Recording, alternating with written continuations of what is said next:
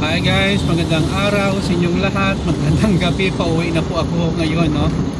So medyo madilim po sa view ko, so front na lang po, no.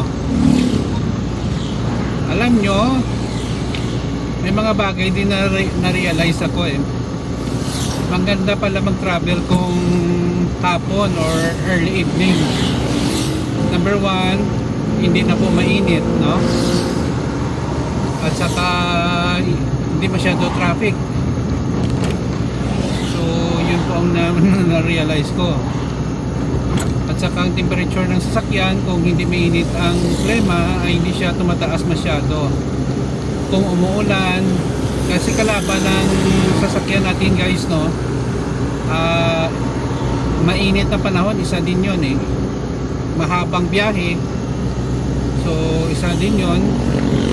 Baka mag-overheat, karamihan po radiator, based on my experience, radiator fan, no? So yun po ang mga dahilan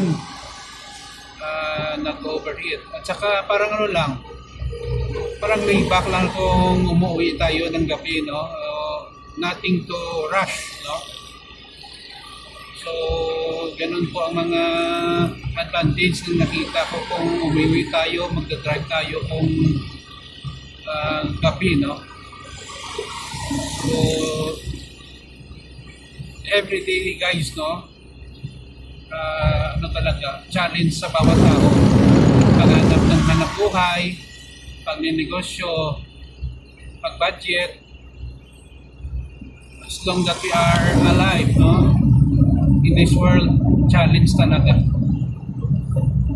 Sabihin siguro ng ibang tao, okay, yung buhay ko, paisi-isi lang, paisi-isi nga, pero wala namang improvement.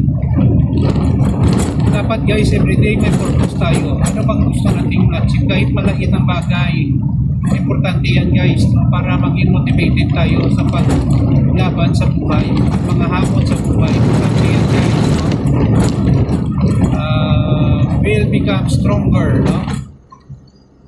So malapit na tayo sa boundary ng Bacolod, no? So ingat-ingat lang tayo sa pagmamaneho, kasi kung sobrang bilis, mahirap ding i-control ang sasakyan, no? So maraming salamat sa inyong panonood guys. Please follow me in my Facebook and YouTube channel. Maraming salamat po sa inyong suporta. Take care everyone. Ito naman pong kaibigan niyo si Jake. Paalam guys.